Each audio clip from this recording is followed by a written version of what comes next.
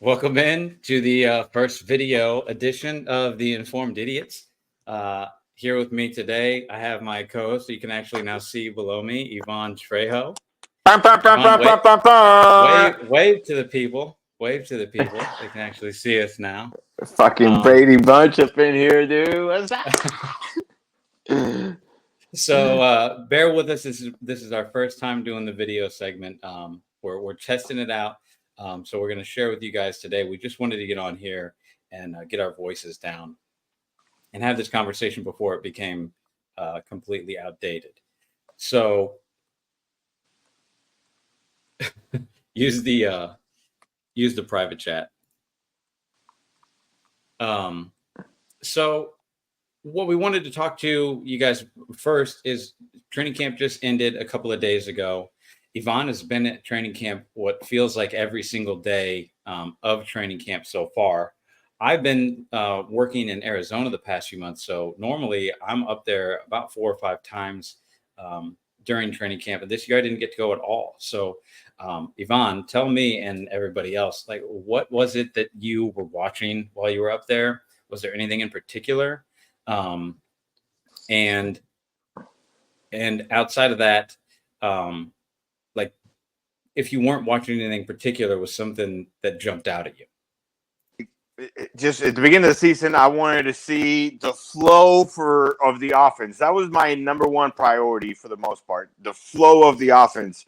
Last year, the flow of the offense was not the best in my eyes, and I feel like that kind of translated into the regular season. Mm-hmm. You saw it how regularly we were playing and everything. So just like the flow of the offense, and obviously coming in, having Worthy and Hollywood on your team, how are they going to look with Patrick Mahomes? And they honestly, that part right there did not disappoint whatsoever. It was from the get-go. From day one, I felt like it was like, well, we're going to be throwing the ball down the field a lot this year, because that's a lot what happened during the offseason. I don't know if you've seen all the videos and everything. Mm-hmm. I'm sure you probably have, but it happened quite often where Patrick Mahomes would just be hike, okay, 1 through, boom, down the fucking field. So, and he was, a lot of the times were catches too. So I'm pretty excited about that. That was probably my number one thing to look at, and obviously, like I just said, Worthy and all the rest of the rookies are always probably my top 2 things to look at. Yeah, and one of the things I heard the most, it seems like during this offseason was, so one of my biggest gripes with Mahomes, you know this, is his accuracy on the deep ball. He has a really, really strong arm. I've for years said he's not at the elite level in some aspects, where when you go and watch CJ Stroud, Aaron Rodgers, Jordan Love, Dak, I mean, just name any of the top 6, 8 guys, 10, 12 guys really in the league right now.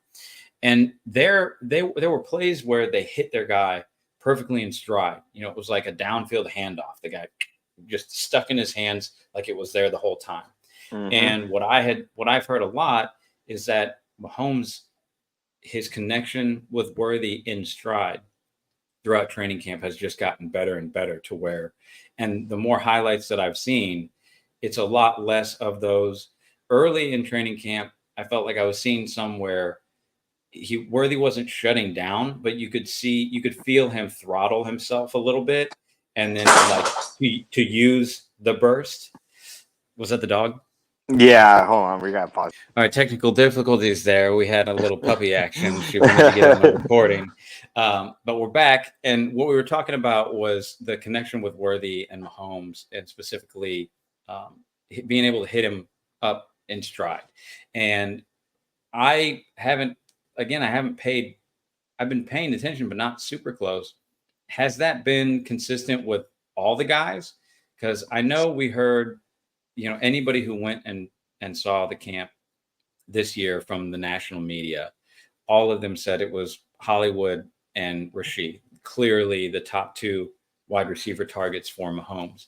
Mm-hmm. And So I know we only had a limited amount of time without Hollywood out there, but did you see any of those guys that were stepping up, or did it look more like, just a group effort? Because I thought I heard somebody say that McCole had taken over Hollywood's routes. I wouldn't say. I know how McCole looked a lot better as far as like routes went. Like it looked like it felt like he felt more comfortable in his role. Because yeah, every time he stepped up there, he did his thing. He caught the ball. He got open. He got the ball. Went back to his thing. And I mean, he felt like every time he got the ball, he did he did a little swag and everything. So a little dance, a little swagger. So yeah, I feel like McCole just felt a little bit more comfortable in his role. Maybe the first couple of years he thought he was going to be taking over Hill's position, and obviously that wasn't the case. So I've got to imagine going through what you go through last year with New York. The paralyzed or whatever he was, at the end of last season where he had the crazy injury and they didn't tell anybody about it. So he kind of got beat up by the fans a bit at the end of the season a couple of years ago, fights his way back, makes that huge third down conversion during the championship game. And then he's out again. Then he goes, has the weird whatever in New York and comes back. Doesn't really do much for us during the season. Really in a couple of the games that he even got some playing time in, it was like, it didn't look good. Mm-hmm. And then to finish your year on, I mean, the highest of all highs, I was really curious to see how he came into this year. He seems like he's matured a lot, and kind of to your point, it feels like they all understand the roles that they have, right? Like it's pretty clear these two guys are the top two guys, and the rest of us are figuring out how we can make this team win games. And it's not it doesn't, I'm sure there's always I want to be the number 2, the number 3, and the number 1 receiver, but it does feel like a lot of them, Justin Ross, that kind of collection of them, the way you see them on training camp, it feels to me a lot like this offense is bought into, like, we're just not going to be as bad as we were last year. Like, oh yeah, no. As a whole, we are all going to lift and make this thing better. I saw somebody from the national media say that he thought the Chiefs might be the fastest team in football this year. Did you see that out there on the field? Because I feel like every position has gotten faster. Yeah, no, for sure. And I can definitely agree with that. I mean, obviously, drafting Worthy in the first round definitely helped. Hollywood Brown definitely that was the one thing that kind of sucked. I mean, fucking first play. Pardon my language, but first play, man. Like, and you can see, like, Patrick Mahomes from the get-go seemed like he was really comfortable with Hollywood Brown. So that we're going to definitely lose that speed. But yeah, everybody, even Rashee Rice seems like he got faster. I mean, he had the need for speed, out there in Texas. So maybe, I don't know. Translated to the field. Field only, please. I don't know. Field Right. Look, you I don't speed. know. Let's just do it on the field. Let's do it on the field. But yeah, even Pop seems like he's running a little bit faster, and he said it himself. So, how did Prince look? Because from my understanding, he was a clear-cut number 2 running back, and Clyde was the 3. Now, I don't know if that's fully because Clyde doesn't really need the training camp like a guy like Prince does, for sure. Plus the PTSD stuff that he's dealing with. Shout out to him for mental health awareness. Because if you look into the history of what's going on with him and what he's lived through, it's pretty insane. So love to him, but Prince sounds like he took advantage of the availability of any snaps that he could get with the first and second team. Did he look pretty good to you? Yeah, I mean, the one thing about Clyde that kind of didn't help his situation any is he kind of started off camp. I think being sick, like he was out with an illness. Him and I believe Worthy there for a long time. Worthy came back and Clyde never really it took a little bit longer for him to come back. So that kind of, he was gone for a whole week there. I mean, camp is only what 3-4 weeks, so he was out a whole week, and then the last 2 weeks. So really, he was only there for about a week and a half or so. So that didn't necessarily help the spot or his situation any. So yeah, somebody's got to take over those snaps, those plays. And yeah, I feel like Did it look like he was running? Were they running like Pacheco type plays for him, or who did it look like they were slotting into like that prototypical Jerick McKinnon for the past few years role? That kind of rotational spell Pacheco third down kind of gadgety guy. Did it look like a running back by committees taking that over, or did it look like they were carving a rollout? No, and I'm going to be kind of honest here. It honestly looked like we're getting ready to use Pop for running and passing those, and because they had Pop running out and catching some plays for the most part. So just seeing that, like, there really isn't like a clear secondary guy for. I mean, I think Steele and Prince are both going to be pretty much on and off. I mean, I feel like Steele right now is kind of the fan favorite. He did really good in against Jacksonville, but I feel like we're probably going to see what Prince can do versus the Lions. It's the story every preseason. You know, it's like Kenny Pickett sucks, and the third string guy looked awesome. And it's like, well, Kenny Pickett played with the twos against the ones. Right. Okay, guys who are starting on an NFL team. And the third string quarterback got to play against guys who aren't going to even make a practice squad. So it's you should look really good. So for me, and we can kind of talk about preseason here in a second, but like preseason games to me, if you show out as a not known name or even as a known name, right? Like just don't play bad. Like that, like you should play normal or I shouldn't care about you and have anything to say because it's preseason and you're an established starter. Or like, oh, wow, Victor Cruz, he looks really good and he's dominating. Okay, maybe we should try and see what he looks like against the twos. Oh, wow, he's still doing that against him. Maybe we should try and find a way to put him with the ones. Oh, wow, he's actually really good. That sort of life cycle for players. I mean, it's just like he said, he's the fan favorite this year. Every year, every team, the fan base adopts, that training camp guy. Carson Steele is like, how can you not want like?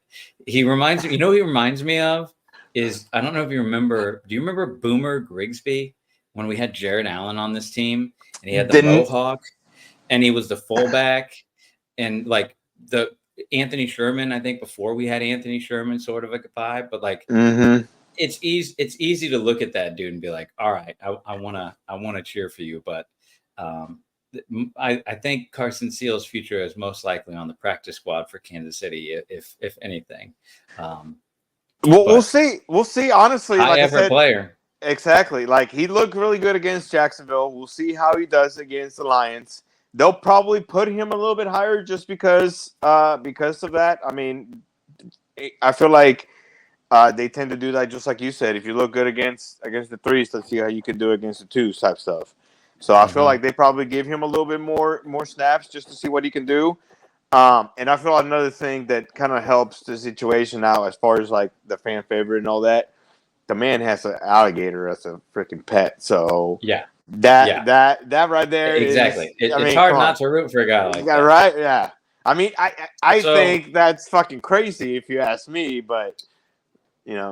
I mean, I don't know where he's from, but I'm guessing it's in the South. It's got to be Florida. Like it's only Florida, a lot. Like, Louisiana, Mississippi. Okay. You're right. Okay. Yeah. There's a whole section of them down there. Right? You're irritating people already. So, this is the one that I don't know if there's a straight answer or if it was a day by day thing. But one of the questions that I found myself asking. Because the clips that I could see, there's no context, right? So you don't really know anything. It's like, I don't even like to see positive plays from training camp because it's like, what was the defensive back working on? Like, was the defensive back trying to funnel a guy? Like, who knows what was happening in that play? Give me the context.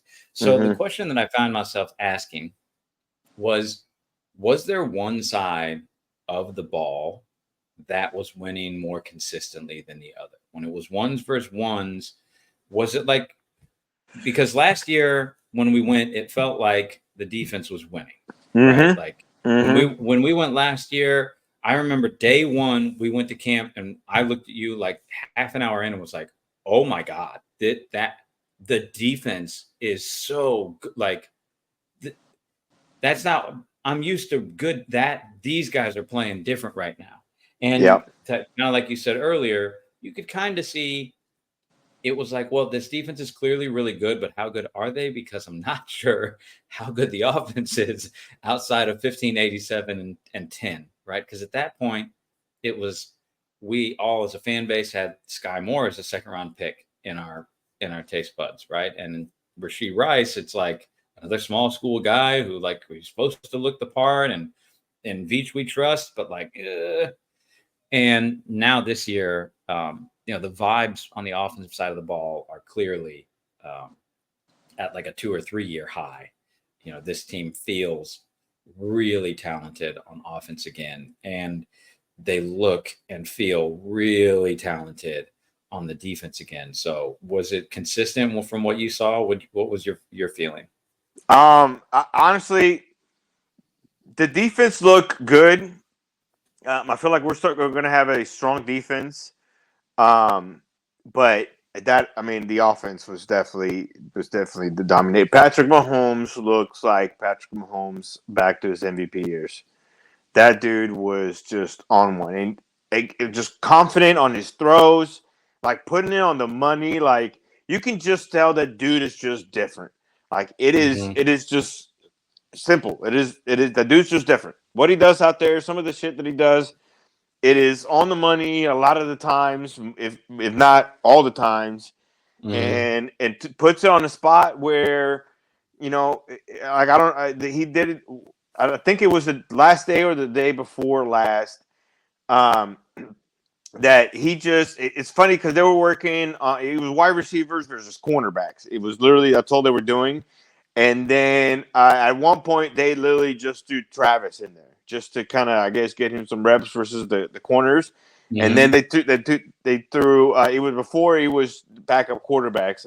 And then Pat gets in there, throws one to Travis on the fucking money. And then he's like, all right, I'm done. Like literally, like it was just insane. Like it was really, it was insane to see. Like that dude is just different. The definition of I do this. Yeah, no, the dude is just different. He's just confident. Like I feel like if not all of the throws that he did, like not one of them was underthrown for sure. He is, if possible, I feel like he is trying to overthrow his receivers. I was gonna say I saw a couple of throws of his, and it was the first time that I was like, oh, he's actually not holding back when he throws that deep ball. Like that was the thing I kept coming away from watching him. I mean, I've watched damn near every single snap of this dude's career since he's been in a Chiefs uniform. And, there's a reason we're recording this, because we're nerds and we're idiots and we just focus on these little things. And that's the thing that I have just seen over and over. It's like, how are you underthrowing Tyreek over and over? How are you underthrowing McCole? How are you underthrowing Justin Watson? Like that, you're Patrick Mahomes. I've seen you throw it out of the stadium. Like there's no reason to not be leading this guy. And there were at least 3 or 4 just clips that I saw where it was like, ooh, if he's figured that out, if he figures out the Russell Wilson moonball, it's over for the league. That moonball shot, if he can figure out how to drop that in, that's the only throw, and I haven't seen him break out of his bag yet. Other than that, like every variation of pretty much all the weird throws, including the behind the back that he did in training camp this year. I was gonna say there's one more throw that he hasn't done yet, but I feel like speaking about that, we've seen it 2 years in a row. So it's like, but I've never seen him with that Russell Wilson moonshot that just comes in and drops in a bucket. That like he doesn't need it. I'm not saying that, but like that's the only one I can think of that I haven't ever seen him even attempt. So Well, we know the defense. Go ahead. no, and like I said, the only thing I wanted to say is about that back behind the back throw pass. I feel like we're definitely going to get it this year. I feel like it's happening. He's already said that Andy Reid has given him the go for it. He's already got the go for it. The only thing is just him. He's the only thing that's keeping him, Well, you behind. can't like you have to. It has to feel like the absolute perfect moment because I got it cannot go wrong. You know what I like? If that goes wrong for the rest, like in his Hall of Fame induction, that will be one of the plays that we watch is him throwing a behind the back that gets tipped in the air and Yeah. a defensive tackle who stiff arms him in the ground and then runs 8 yards for like that. That's how it's either going to be the greatest thing we've ever seen. It's going to be the Kelsey lateral to Tony last year. Those are the two outcomes, right? Like the greatest play that never existed or the greatest play we've ever seen. Yeah, well, I think it's going to happen, and I can almost predict what game is going to happen against. Okay, let's hear it. The Raiders on the board. Come on, he's going to do it against the Raiders. Like if he's going to do it against some team, especially after like the puppet. It'll be in Vegas, and it'll be in Vegas. Oh yeah, for sure. And I think we play Vegas first there, so I think that's if he's gonna do it somewhere. I feel like he's going to do it there. Mm-hmm. Especially after the whole puppet thing, dude. Like it'll be there in Cincinnati. Week 2?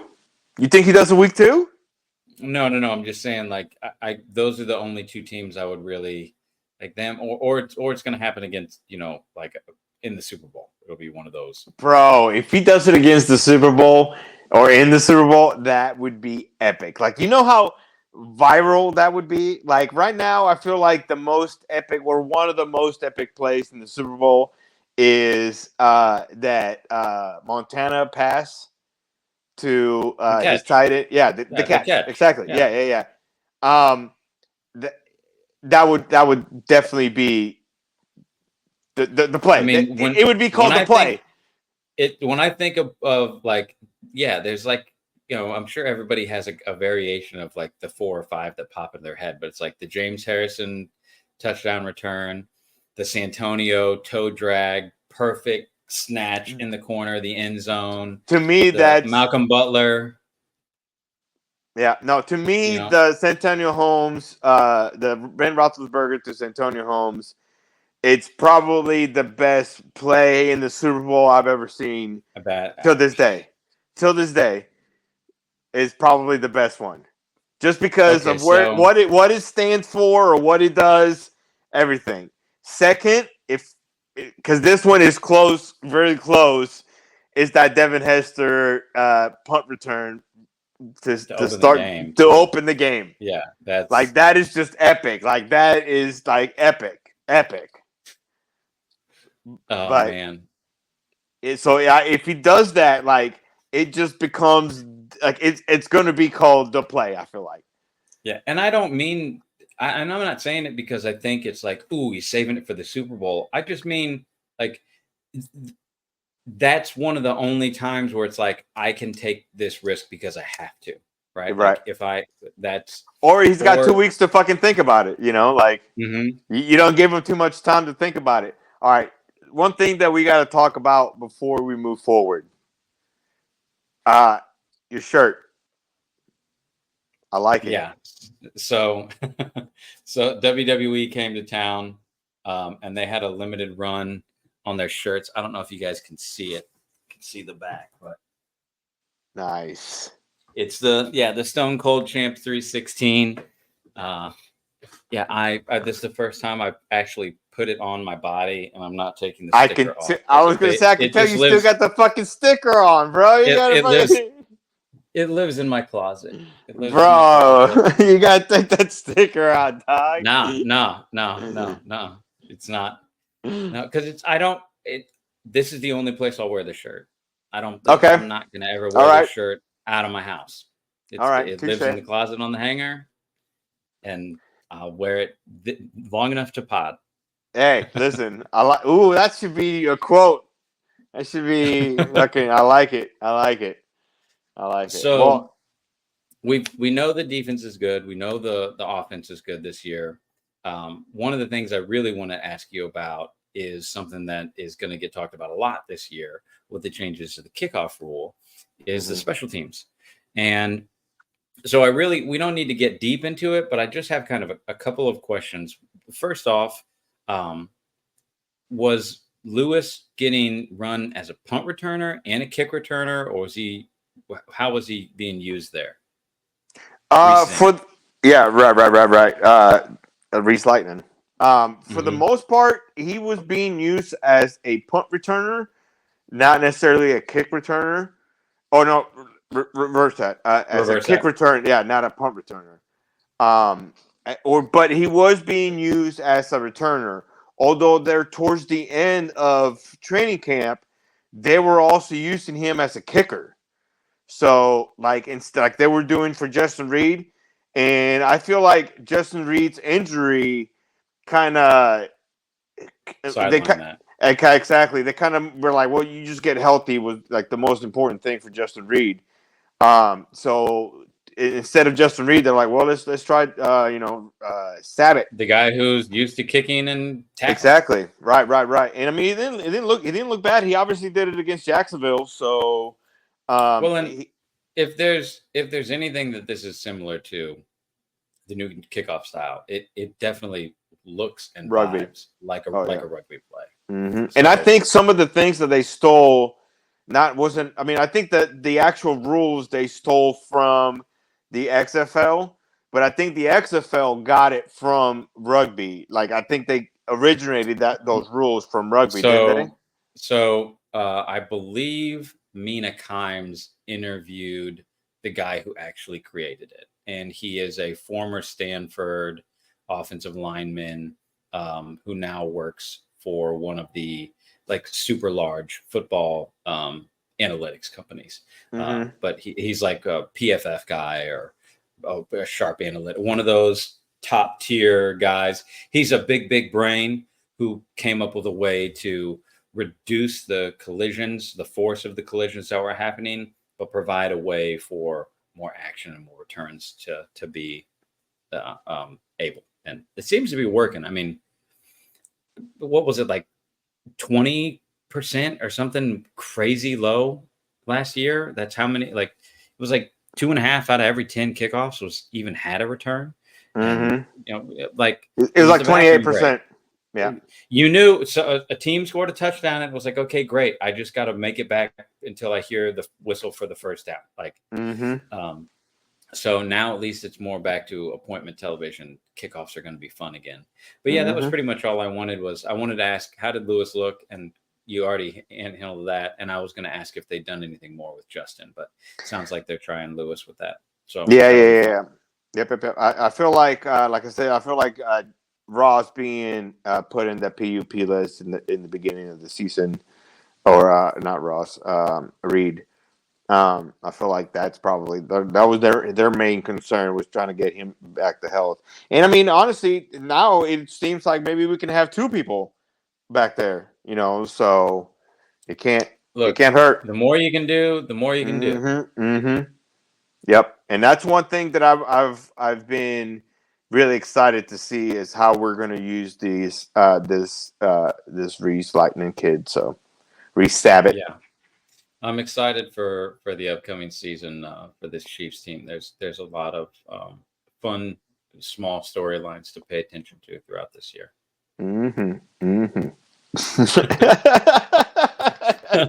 Welcome back.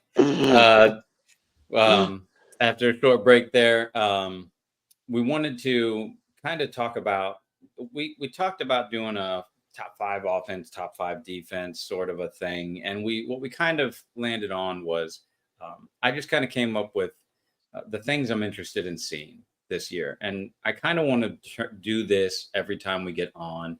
And sometimes these may be the same. We may get answers to some of these questions or some of these things that we're interested in seeing or talking about early in the season.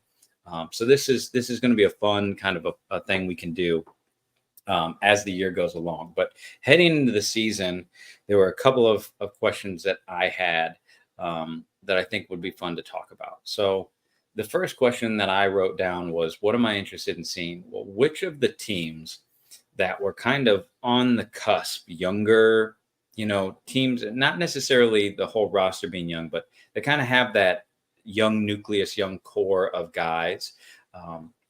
Which of those teams, young group, takes that step for them this year to move them forward? And I had a couple of teams that I wrote down where, Green Bay, Houston, Detroit, the Kansas City Chiefs, and then Buffalo. Like, I feel like those teams in particular have kind of subsets of, like, they're championship contender teams. They're right on the bubble. So it's like, can these young guys that were rookies last year or second year guys last year, and can the rookie class this year help them take that next step forward?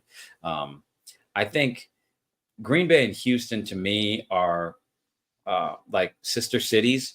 You know what I'm saying? It's like those two teams are so similar in build, makeup, and even kind of like similar in some of the coaching changes and things that have happened with kind of the mentality and philosophy.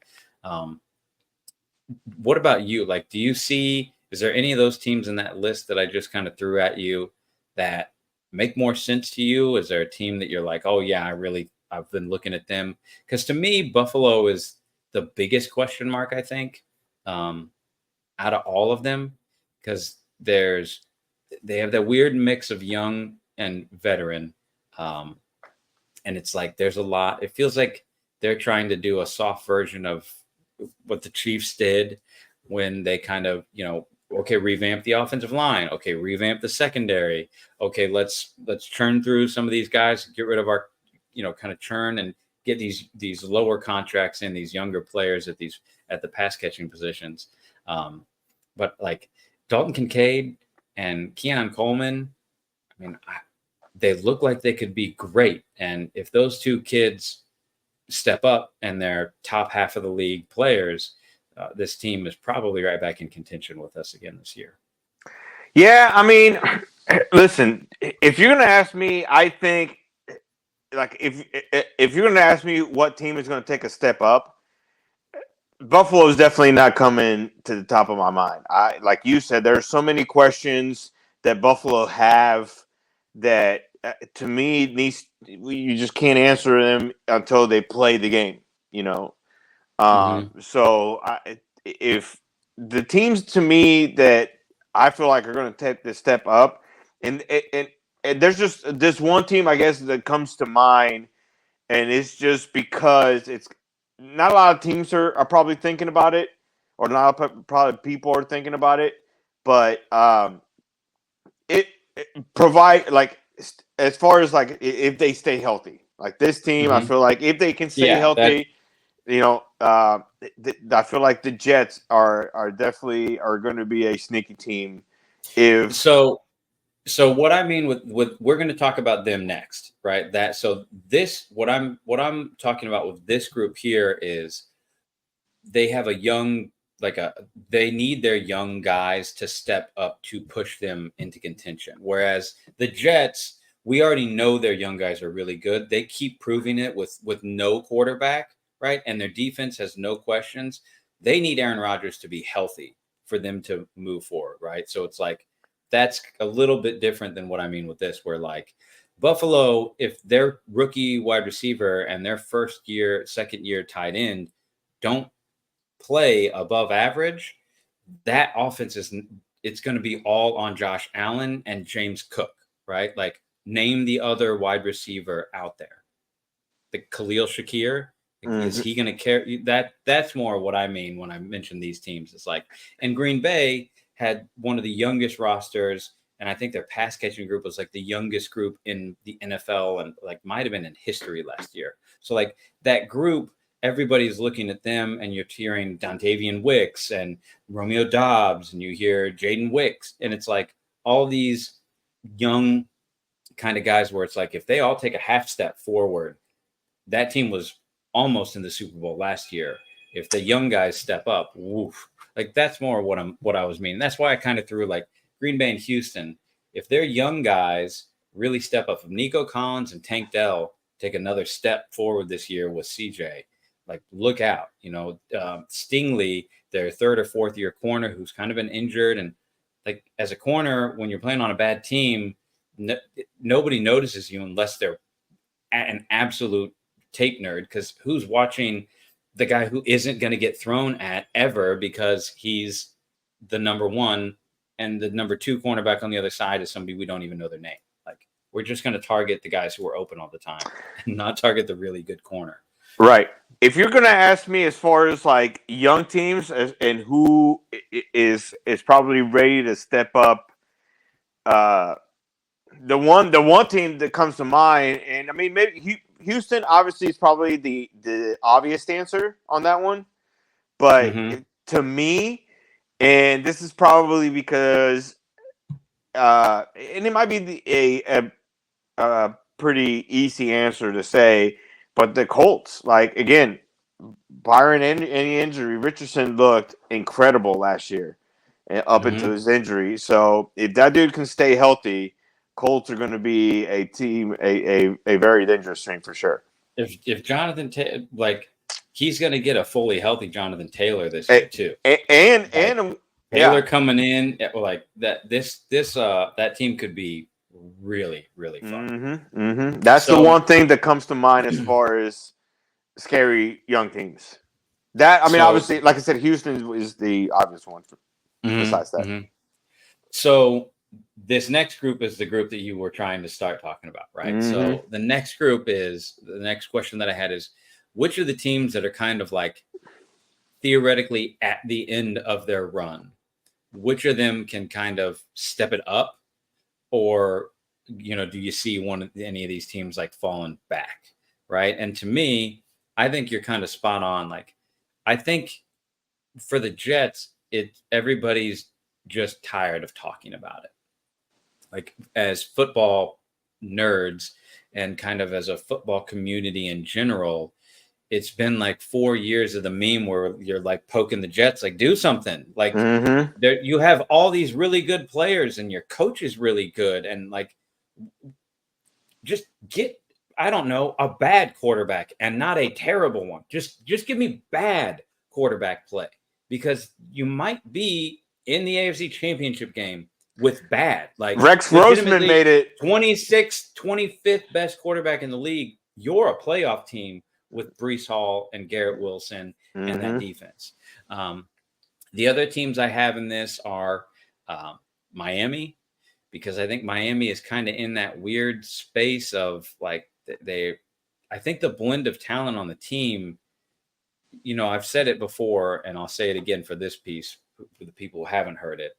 My philosophy with teams is the job of a football team and a GM and the coaches and everything is to acquire enough talent that you're in the pool of 8 real actual contenders that there are going into every year.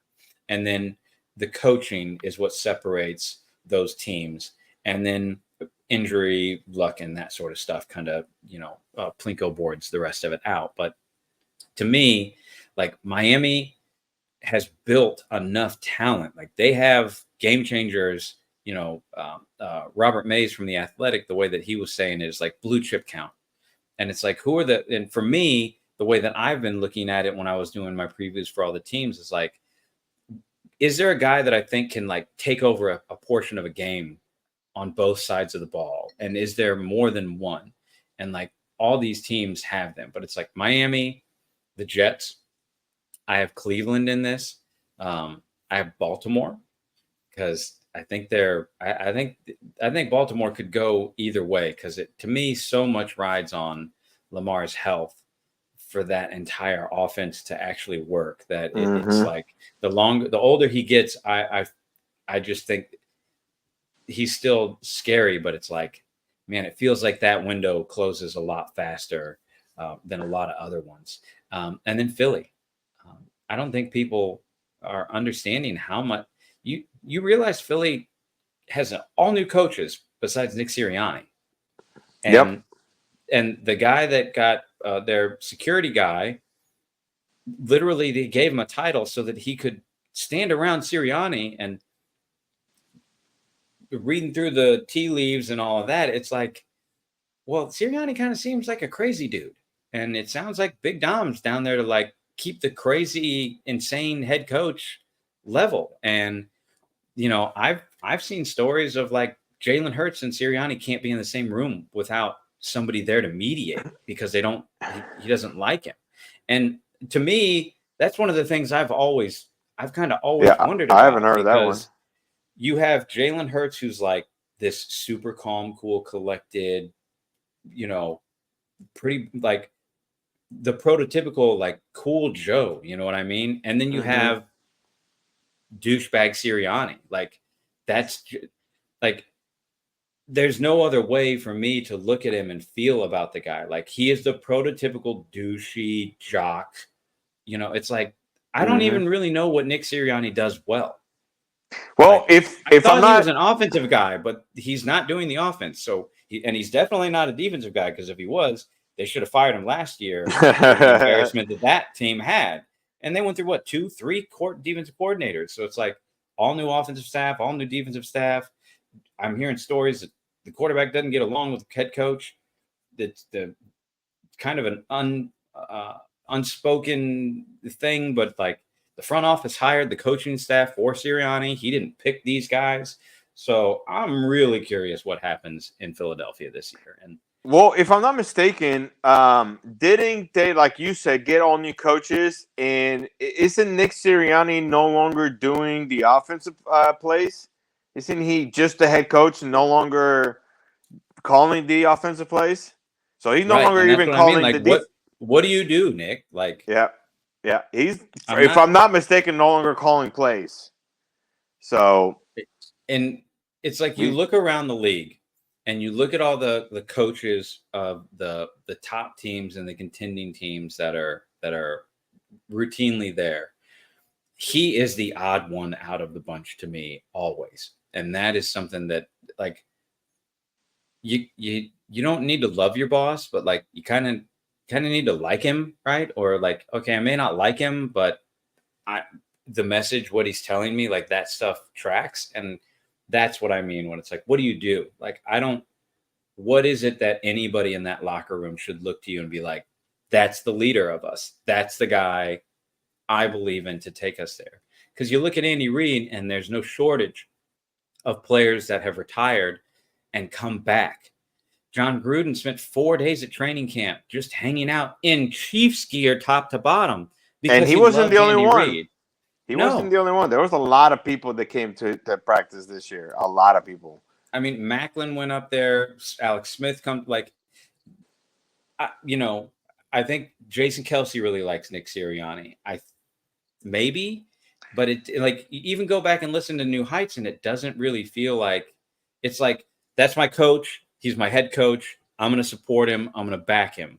But there was never the like Pete Carroll level of like Cam Chancellor would fucking kill somebody right now if they wronged Pete Carroll. Right. Right. I believe that Richard Sherman would hop a PJ and fly to LA if something happened to Pete Carroll to make sure he's okay. Like because of and I don't like, doesn't feel like any of the guys on the sideline vibe like that with Sirianni. And not that you need to, but just kind of in the context of what we're talking about, all this turmoil, I'm really curious to see what There's got to be some kind of level of backup, like for you, or there's got to be some kind of level of what's the word I'm looking for? Loyalty to your coach. Like no matter what, like I feel like people like Sirianni, but they don't necessarily will go through that fucking wall like people say for Sirianni. And that's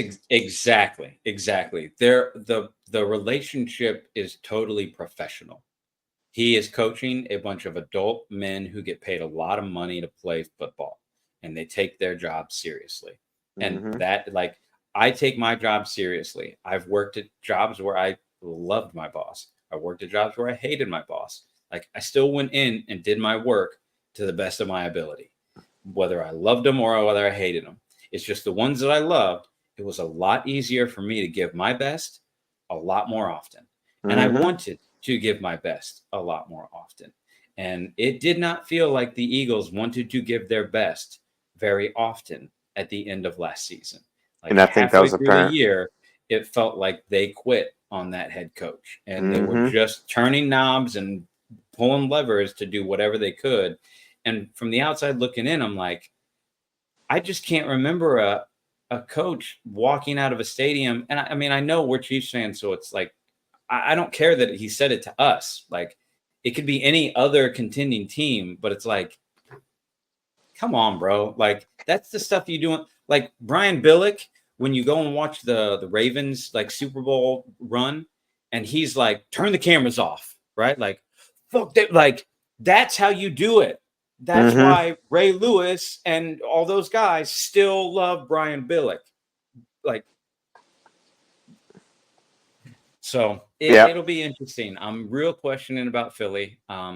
Baltimore, I think Baltimore still has an insane level of talent.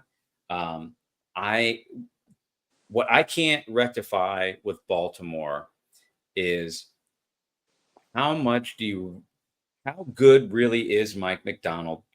Because from everything that I understand and everything that I observed, it was clear that his fingerprints were all over that team. How the team played, where guys moved, how he, took the chess pieces and moved them around the board. That is stuff that not everybody can do. And so what's hard for me to rectify is how much does that loss on the defensive side, how much of it is actually kind of taken care of? Because year 2 in an offense for Lamar, where they've got a whole season of data and they were this close to beating the Chiefs, right? A L'Jarius Sneed punch out. That's the game. And so now you bring in Derrick Henry. Do you know that Derrick Henry led the league in rushing attempts last year? Did you realize that? He led the league in rushing attempts last year? And the Titans, Derrick Henry. Henry. Right. I mean, but it's like I mean, not terribly, but it's like, well, I mean, it makes sense, but I didn't think he led, like, but he was playing behind terrible offensive lines with one other weapon essentially his entire career. He ran into loaded boxes basically his entire career, and he had subpar quarterback play his entire career. And that's saying it lightly right there. I'm being nice, for sure. Right? Yeah. And and now Derrick Henry is without question the number 2 weapon on his offense. And the most dangerous pairing for a good running back is a running quarterback. Yeah, and some could argue that he might be 3 now that, say Flowers. Right. But it's like option 1 is Lamar. Option 2 now is arguably one of the greatest running backs of the last 20 years. A literal unicorn of a human being. And I forget who I was listening to. I think it might have been The Athletic. But somebody said they were describing Derrick Henry, and it's like people look at Derrick Henry and they think he's like a bruiser. But Derrick Henry is not. Derrick Henry is actually like an explosion back. Derrick Henry is a run away from you. He just happens to be so large that he will just run through you if that happens to be the easier path. But Derrick Henry, like, that man has wiggle, some of the best wiggle in the game. He at has his wheels, size. is So, what he's got. That and dude got so wheels. so you see where I'm at, where it's like, how much does the defense lose versus what's the gain here?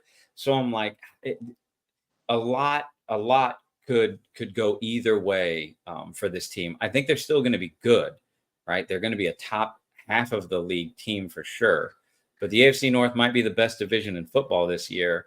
It's hard for me to look at a team that led the league in everything and think they're going to do it again when the Here's results of last year weren't what you're aiming for. here's to me where Baltimore will always lack. They will always be a good team to me. They will always probably be in the playoffs, might get far in the playoffs like last year. Where I feel like they'll fall short pretty much every year, and this is just me. I'm probably, not. This is probably not the very, most popular opinion. But where they're going to fall short is with Lamar not being. He is an okay passer. He is not an elite passer, and I feel like to get past Patrick Mahomes, you have to be an elite passer. If if So if you're not that, it's going to be very hard. You better load up your team. I guess that's what they're doing, but you better have a loaded team if you don't have that elite passer. well, and I think I agree pretty much for the most part. I do think Lamar, like I would put Lamar. I don't know that depends on what you classify a lead as, but to me, Lamar is like clearly in the upper echelon of passing quarterbacks. Here's the thing: you got to get contextual. You have to look at these guys in the moments. And what we know about Lamar is when you heat him up, he falls apart. I think he was 31st in the league last year against the blitz. And so, does adding Derrick Henry mean that it's a much worse idea to blitz because now you got the threat of him coming out of the backfield, where last year it was rookie whatever or injured J.K. Dobbins or Gus Edwards, whichever one of those two guys was operating on 1.5 legs that week. But like a healthy Derrick Henry, even if he has a step back from what we're used to, is probably the best running back that Lamar's ever been paired with. Oh, for sure. Oh, for sure. So it'll be interesting to see. But, offensive line loss, but they're kind of moving into a new offense. So do the older linemen, like, it's going to be a real fun year to watch them. San Francisco, I think, kind of echoes a lot of the same things that I feel about Baltimore. Like, there's no way that you're not going to be one of the best teams in football. But, man, that's a hell of a run to go through for those guys who've been on this team for the last 4 or 5 years. There's a lot of heartache. There's a lot of tough loss for those guys to keep getting back on the horse year after year. It's just, what is the mental drain? And not just that, but like, these guys are playing long seasons. And when you look at a big old ring on your finger, where's your ring? You got your ring near you? I do actually. So when you pull that giant ring up and you get to look at it every morning, it's a whole lot easier to motivate yourself to go and play your tail off during the season. Which one you want? You want this year or last year? Either one, right? Either one, right? Because the point is, when you have that to look at, those extra games that you've played, that the time you lost in recovery, the time you lost with your family, that all those things that you would think about that you didn't get to do, and you have to deal with the loss. I just wonder what the long-term effect is on those guys. Now, I don't think Brock Purdy's going to feel it. That dude has earned all my respect. But man, guys like Kittle, the defensive line, Fred Warner, even Charvarius Ward, right? Like, they're not necessarily old guys, but they're starting to hit the back half. And so it's just, this is one of those teams that can they continue to sustain the level of excellence that they have. And there's a couple of teams that are right on their heels this season. Well, and that's what I was going to say. Really, we'll find out week 1. Mm-hmm. Week 1 is we'll find out.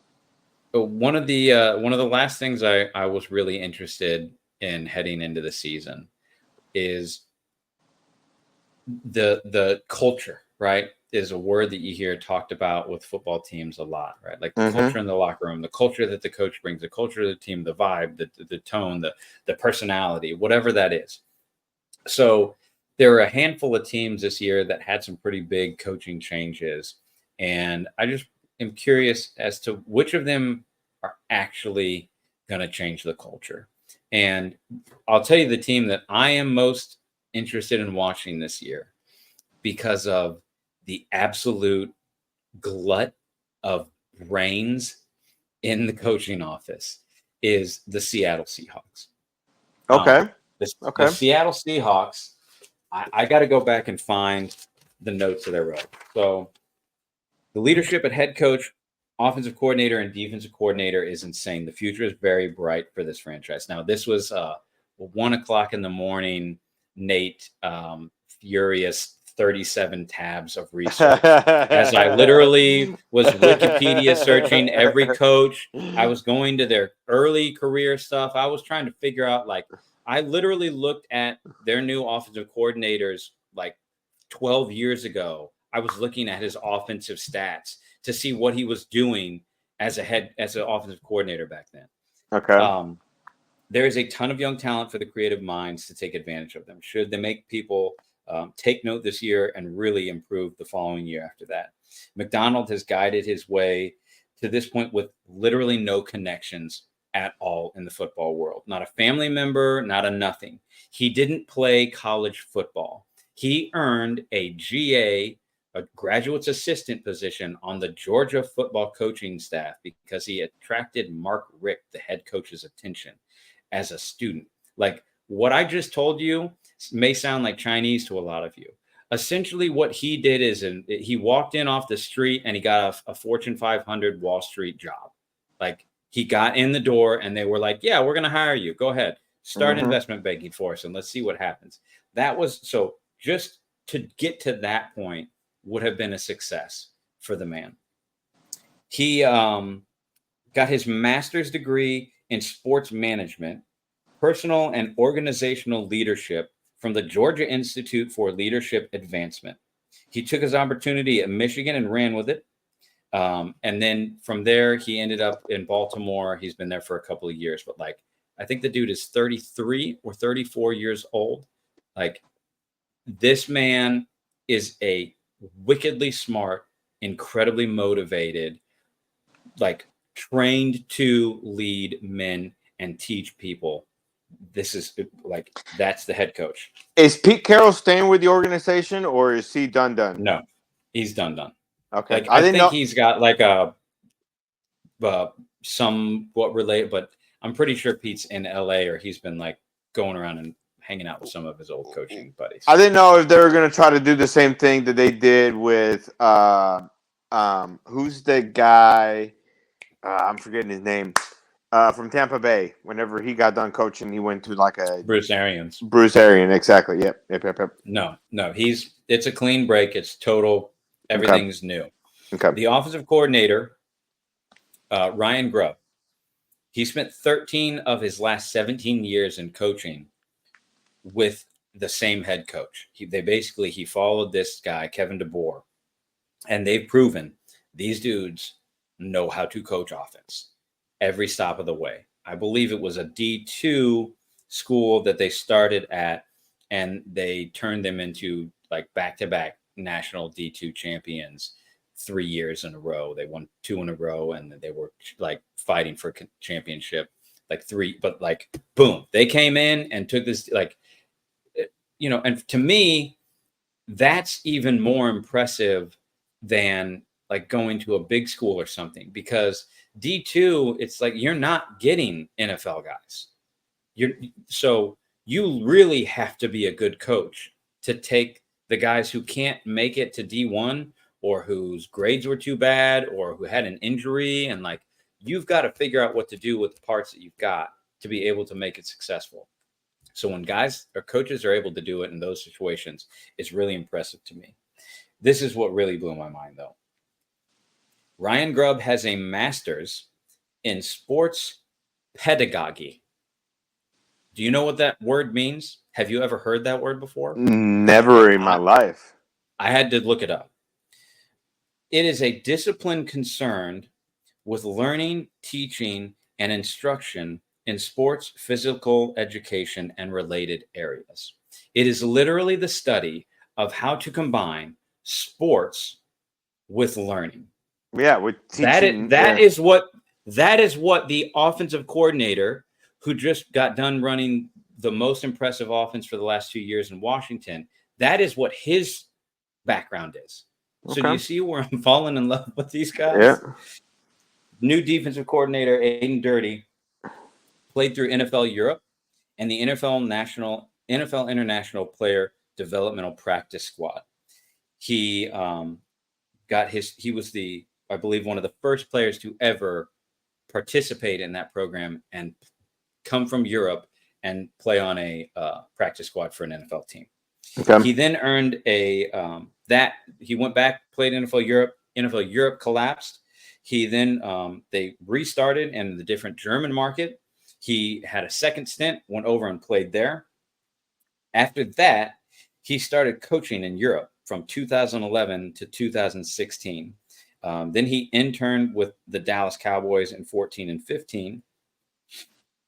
2015 through 2018, he was the head of NFL UK's football development. Luis Zammit is in the NFL because of Alan Dirty. He and Osi Umenyiora literally built the international players program. Yeah, I mean, I know that Osi did that. Did the overseas thing, right? Where he goes to the International Players Program is what it is. That's what it had a different name at first. And then Alan Dirty was the first European player in NFL history. Alan Dirty was the first European-born assistant coach to ever coach in the NFL. Okay. Alan Dirty is the first European-born man to be a coordinator in the NFL. So I have fallen in love with the coaching staff. Sounds like it. These talk about running through a brick wall. These guys will they won't manipulate you. Whatever the positive word for manipulate is, they will happily motivate you to dive through whatever said wall they point you at. Well, and Washington is looking good. I mean, they look good through the first season for sure, or to the first game for sure. Yeah, so Seattle is the team that I will have my eye on. I cannot wait to see what Mike McDonald does with the talent that they have on defense. I love Geno Smith. I don't think people understand how good Geno actually is as a quarterback. I might have Geno as a top 7 guy, in my opinion. You go and watch him play. He's so good. The other ones, Washington, like you mentioned, right? The Commanders or the football team up there. Jaden Daniels and Cliff Kingsbury round 2. What you got for me, Cliff? Philly, we mentioned earlier, right? Whole new offense, whole new defense. What's going to happen there? Then Tennessee, the Callahan's coming down. The investment in the offensive line. I think Tony Pollard's going to have a really good season for them. I'm excited. I don't think they're going to be a really good team, but I think they're going to be real feisty. The Titans have always been that team you hate to play. I don't think it's going to be the same like Vrabel, they punch you in the mouth. It's the most physical game. But I think they're going to be a team that you don't really want to have to line up and play against. And then Dave Canales in Carolina. I want to mention that one too. I think I'm really interested to see. I like Bryce Young. I don't know how good he'll actually be. I don't really have a strong, opinion on him. I think he's talented, but it doesn't really matter how talented you are. It matters what Deontay Johnson being there and Thielen being the number 2, like that matters, right? Dave Right, right, Canales, right. competent coaching, that matters. And then the last one that we have to talk about, Los Angeles. What are your feelings on Harbaugh-led Chargers team? And that's the one that I was going to bring up the whole time. Like, it might be the obvious answer, but to me, it's the most intriguing one. I mean, everybody wants to know what he's getting ready to do because of what he did with San Francisco whenever he came here, because of And what he did with Michigan Michigan. Yeah, and Stanford. yeah, exactly. Because of what he's done everywhere he's gone. Mm-hmm. So I'm curious to see, how he's going to do it, especially because everywhere he's gone, he's kind of gone into a weak division. If you ask me, um, that's not the case here. He might Yeah. have he might have a good quarterback, but he is not the top dog at all. And I mean, I know that most times whenever he joined, whatever team he joined, he joined them at the lowest. But this did. I mean, I wouldn't say the Chargers are at the lowest. I feel like they're low, yeah, but that's just because of Patrick Mahomes. Like I feel like every single team here has just been having that issue. So we'll see if he can crack the code. I don't Yeah. necessarily think So he can. I don't think he can, to be honest. But I'm curious to see what all he was going to do.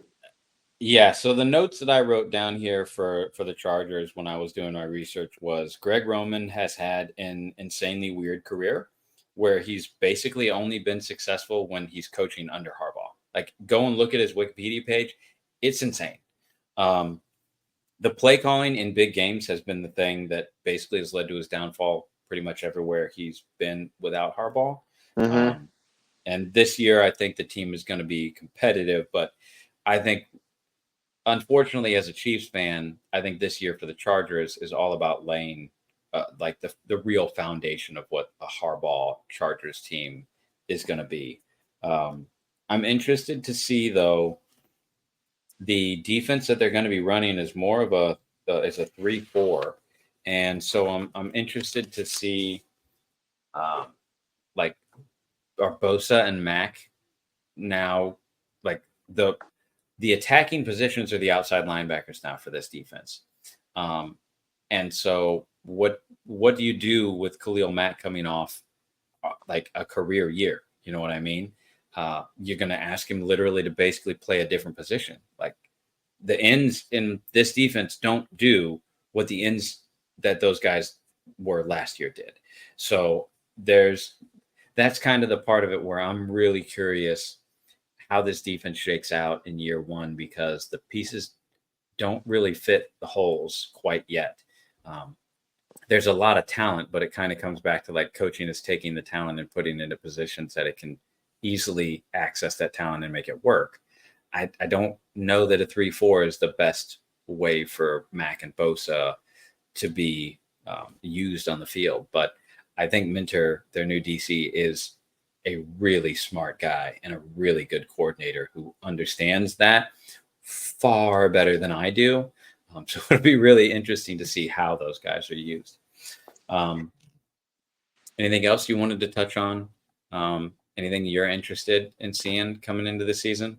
I mean, a lot of things I'm really interested in seeing this season. I'm really excited. Just in this season, I feel like just because obviously of what the Chiefs are getting ready to do, and a lot of the things, the rookies, I'm really excited to see. I'm really excited to see what some teams. I feel like I'm just that little kid right before Christmas, and Mm-hmm. Christmas is almost here, man. So I honestly right now I'm just excited for everything. Yeah. So this is probably going to be out after, but we're going to talk about this anyways. So tomorrow for us is going to be the Chiefs preseason game week 2.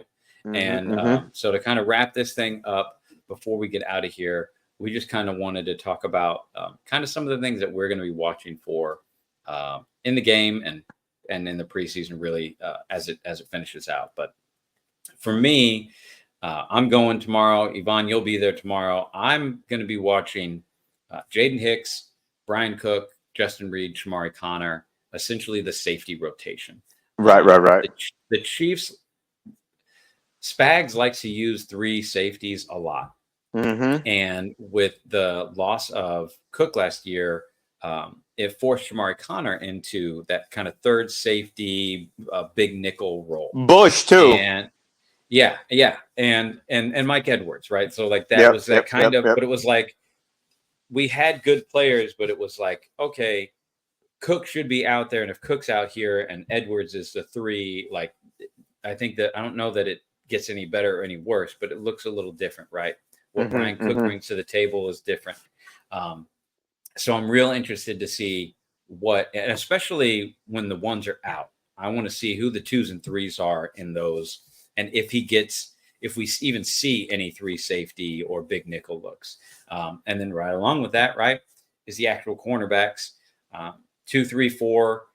I'm really interested to see, because I think this year may be one of those years where, as fans, there's 3 different answers as to who the Chiefs' number 2 corner is. Because to me, I think this coaching staff is going to deploy guys much more matchup based than like, here's the 1, 2, 3. I think it'll essentially kind of shake out to that, because we've kind of already seen this. Like Jalen Watson has been the guy on the field when it was LJ and when it was Trent. And we knew he was most likely going to be the 2 coming into the year. He just got dinged up early in camp and he didn't have to play. We know what we've got with him. So it's going to be interesting to see does that hold true? Because I wouldn't be surprised if Watson's just the 2. And then we just see, like, what we've seen the past couple of years where they just mix and match whoever they need as matchup depends. But I'm really excited about that. Backup linebacker play, I want to see the 3s. I don't know who the backups are, but, I think a lot of people forget last year, one of the most important things that happened was Drew Tranquil. Like, we lost Nick Bolton. And we're not the defense that we are without Drew Tranquil being able to step in. And it's like, do we have somebody do we have somebody who kind of fills that role for us now as a backup, as one of the young guys that we brought in? Could he be a plug and play sort of a, hey, it's a clear, but it's not a huge drop. It's just you're not going to have starter level play. It's just going to be average level play. And then D-line rotation. I want to see how the guys are being used, and it's going to be preseason, so I don't know if they'll be like actually rotating guys, and trying to do, okay, hey, we're going to put the pass rushers out here on 3rd down like they do a lot of times where it's the smaller line. I don't know if they're going to like, oh, we're going to have the D tackles line up on outside shoulders, but I'm interested to see who are the guys that are actually out there, because FAU, that was our 1st round pick last year.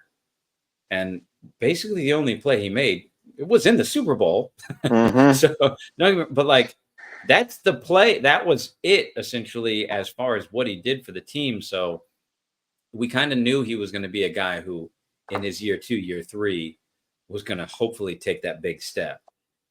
If he takes a significant step this season, like, he doesn't need to be the number 1, the number 2. He arguably doesn't even need to be the 3rd best defensive lineman on this team, because that should be Furious George, Stone Cold, and, in my opinion, Omenihu, like, or Mike Dana, well, or maybe even Deshaun Wharton. As I feel like Omenihu. Well, he was also injured a little bit at practice, training camp too. But I feel like Omenihu he's still coming back from the ACL. Right. I feel like he is the one that should be taking over that position for sure. I heard really good things about Deshaun Wharton coming back off of his ACL.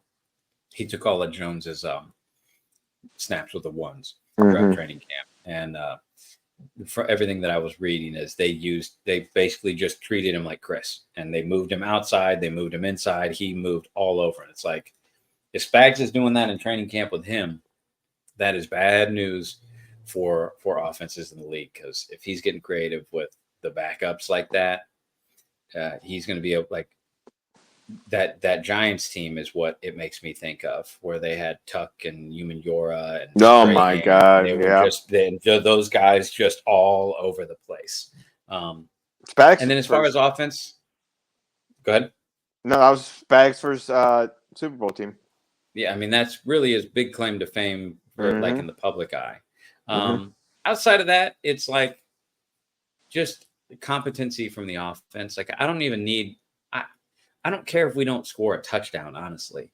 If the offense looks okay, right? Like it's going to be a bunch of backups. So if I see the play there and it looks like it's going to develop, great, right? But like if the guy isn't in the right spot or the ball doesn't land in the perfect play, like I'm not going to be super upset about that stuff. I just want to see, okay, the motions look right. It looks like what I expect in Mahomes' offense. Mm-hmm. Well, tomorrow is actually probably the best game to go to as far as preseason goes, because the starters will play longer tomorrow than they have been all preseason. We'll get at least a quarter of Mahomes, probably. Like You'll half a probably quarter or more. You'll probably get, yeah, probably maybe a little closer to halftime for sure. Maybe. I mean, you never know. I mean, we might get a drive, but I was gonna say know if we get 3 quick drives in the first quarter, I could very easily see him not touching exactly. the Yeah, but 3 or 4 drives is what I expect to see of a Mahomes-led Chiefs offense, and for sure more than 2. yeah, that all I'm looking for in those moments is competency. Like I don't need flash, I don't need nothing. Just okay, that right. looks like what I think it should look like. Those guys are really fast and they're not. They look like they're moving in the right ways. Yeah, no, and that's actually kind of the reason why I wish they had that extra fourth one, because tomorrow is probably not the one that I want to see the most, just because I want to see more of the non-starters than the starters do, especially for preseason. Yeah. Just because there's still some questions that I have, just The like you last said. preseason game is really fun because everybody is playing for their lives. Exactly, and that's the one I'm probably the one I'm more excited just to see, just because, like you said, those are the ones that it's like their Super Bowl type stuff, Yeah. So, but yeah, just like you said, the ones the corners, not necessarily the safeties, but the corners for me are the ones that are more interesting. I think you and I pretty much were in the same page as far as. I mean, I know that obviously Jalen was, like you said, probably the one that took over for the most part as far as whenever Snead was gone. But I think me and you were kind of ready to see Joshua Williams kind of step up a little bit. And that necessarily hasn't been the case, at least in practice. They haven't necessarily given him the reps. So I'm looking to see how he does a little bit more. Maybe it's just versus the 2s or 3s. He had a couple good plays in practice at training camp, but also he had a couple plays where he allowed the catch or touchdown or whatever the case may be. So I would say Williams, Watson, and Jamari Corner are probably the top 3 guys that I'm kind of looking to see who's ready to kind of step up after Snead.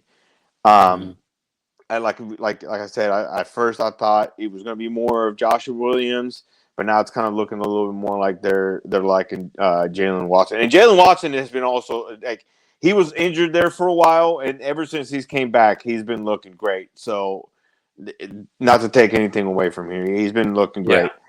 Another person who I feel like I'm just stuck on this person. I don't know why it is. I'm just intrigued as to what he's going to do in the NFL and all the little different ways that we've used him, and that's Reese Lightning, Reese Abbott. That dude is just intriguing. That dude, the very first I had the chance to go to OTAs, and the very first time that I saw him even touch the ball, he returned one to the house without anybody even touching them. So I mean, just the little ways that they're having them punt the ball now. So just the little ways of how they're going to use them. I'm also pretty sure that the preseason week 1, I'm pretty sure that was the first football game he's ever played. Oh, for sure. Oh, that was for sure. And Mm-hmm. that's what's kind of cool is Like that you've seen. your first experience is an NFL preseason game, and you don't like shit the bed. Right. That says a lot about you, just Mm-hmm. right there.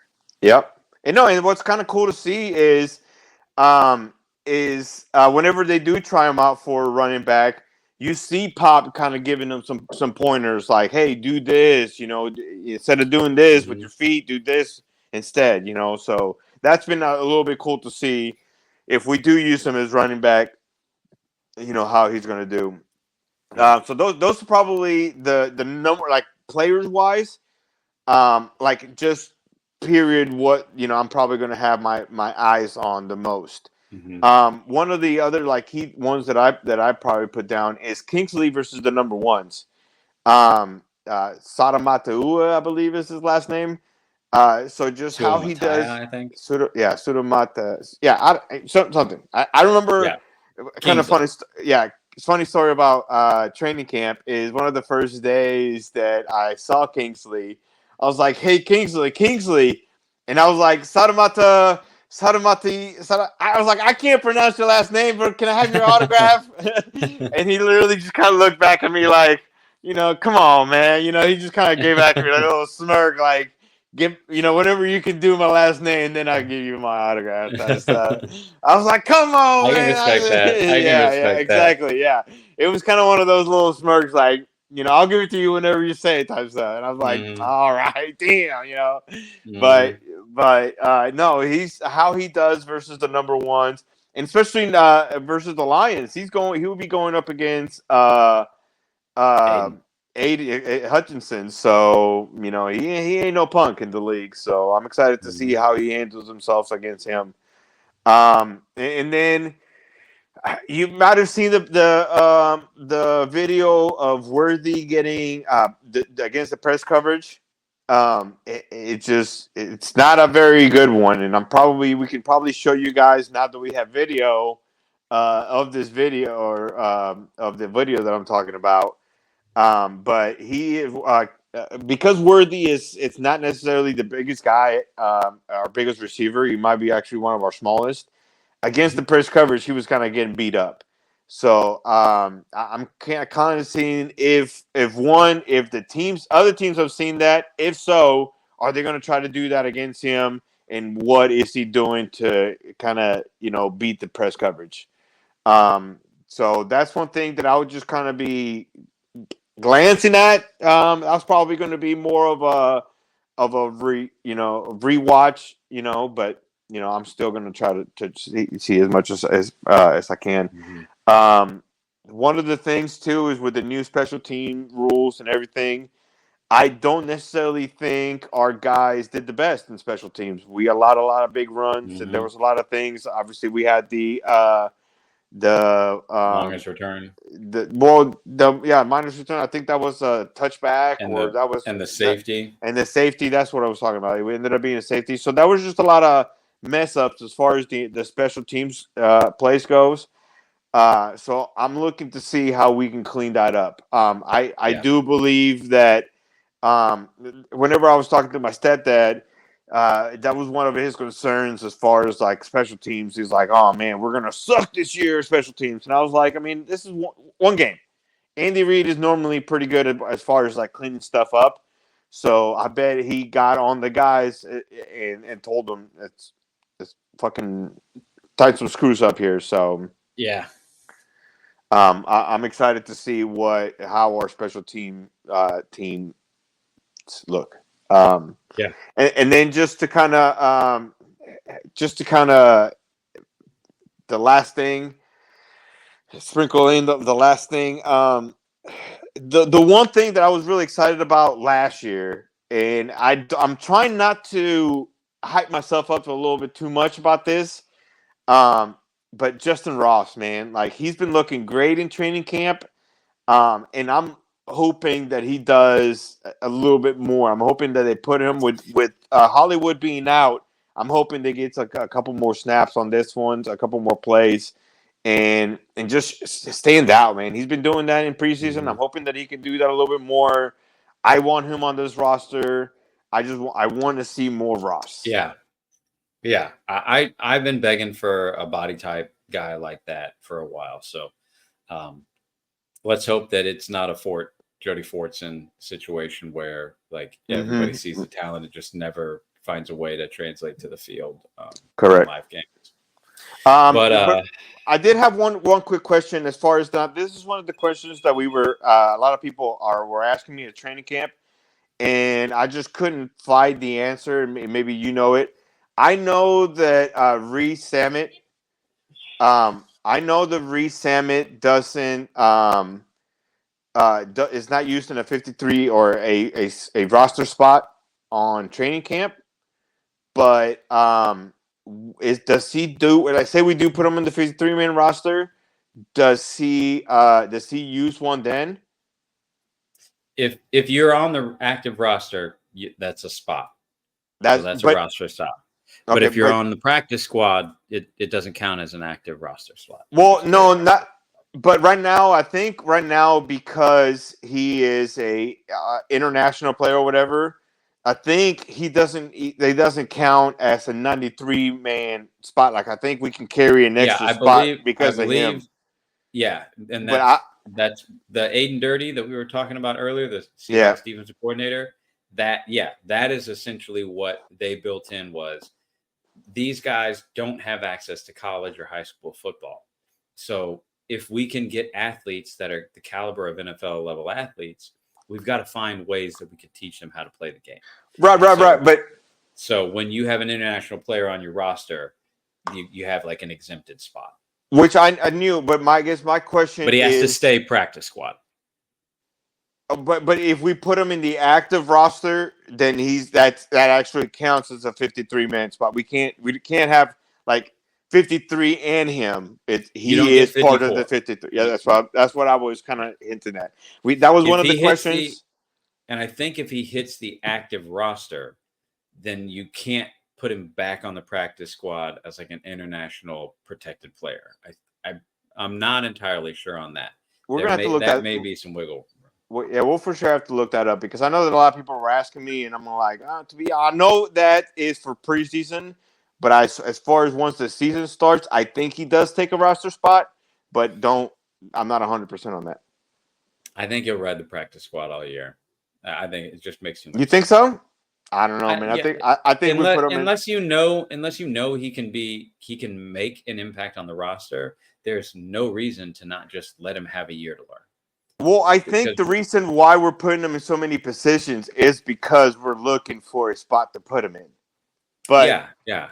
But I think he's got talent, but it's like if he takes a roster spot, then he has, like, they've decided there's a role, there's a thing that he's going to do that he can provide a difference to this team. And I just don't know it's a lot to ask of a guy to make that sort of an impact in his second ever football game. I think they can put him in a special teams position and then, move up from there. Mm-hmm. That's just me, though. Yeah. Well, we'll figure it out after tomorrow. So on that note, deuces. Officially the first one. They can actually see it. They can see us. And Nick that's Nasty, us, the informed idiots. Ep1 Trejo. We are. And thank you very much for listening. As everybody always, like and subscribe. And as always, do something nice for someone. It is cool to care. You never know if you can change somebody's day. So, idiots out. Idiots out.